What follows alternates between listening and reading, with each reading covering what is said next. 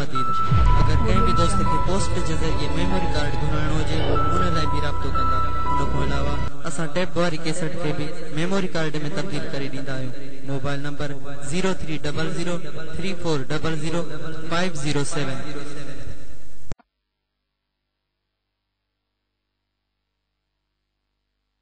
नबी जे शान जे गुस्ताख बद किरदार ते लानत। नबी जे शान जे गुस्ताख बद किरदार ते लानत। करे तो ही नथो जेको उनई मुर्दार ते लानत। करे तो ही नथो जेको उनई मुर्दार ते लानत। नबी जे शान जे गुस्ताख बद किरदार ते लानत।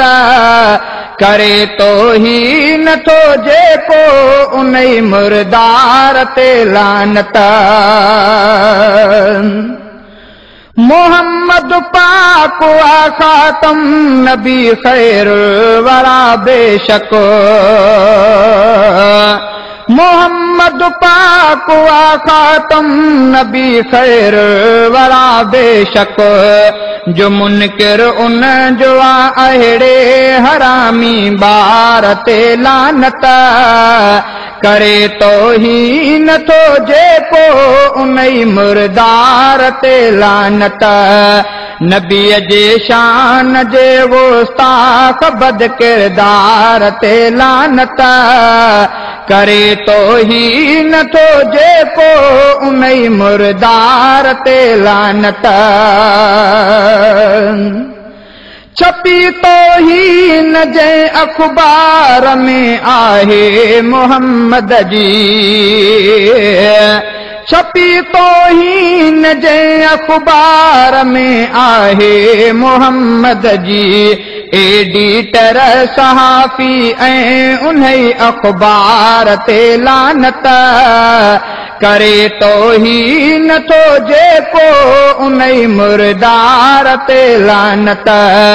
नबी जे शान जे गुस्ताख बद किरदार ते लानत। करे तो ही नथो जेको उनई मुर्दार ते लानत। लिखी तहरीर जे अरबिया जी अज़मत जे खिलाफ आहे। लिखी तहरीर जे अरबिया जी अज़मत जे खिलाफ आहे।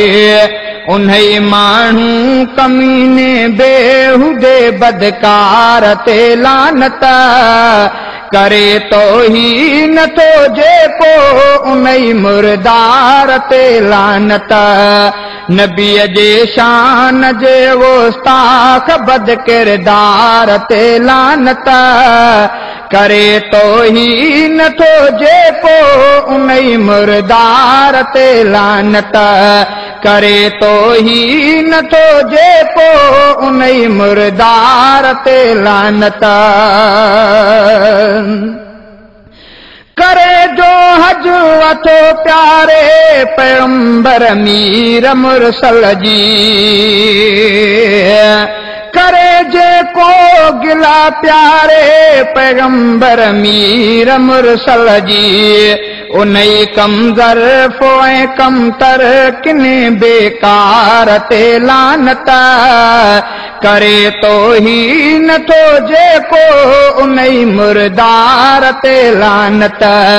नबी जे शान जे गुस्ताख बद किरदार ते लानत।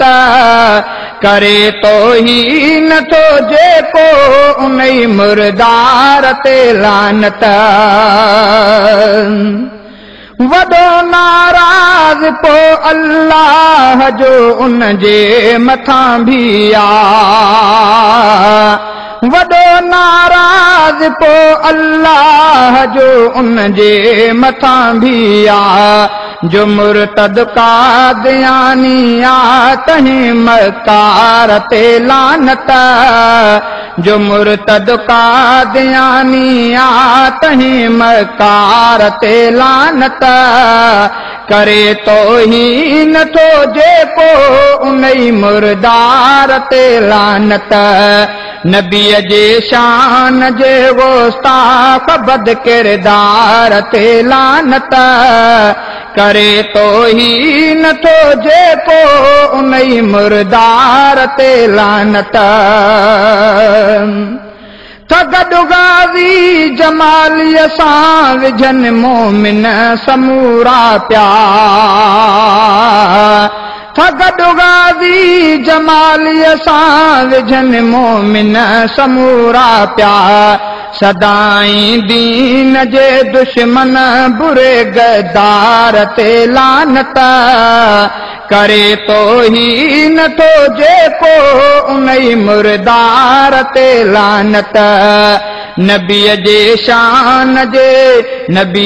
शान जे गुस्ताख बद किरदार ते लानत करे तो ही नथो जेको उनई मुर्दार ते लानत करे तो ही नथो जेको उनई मुर्दार ते लानत।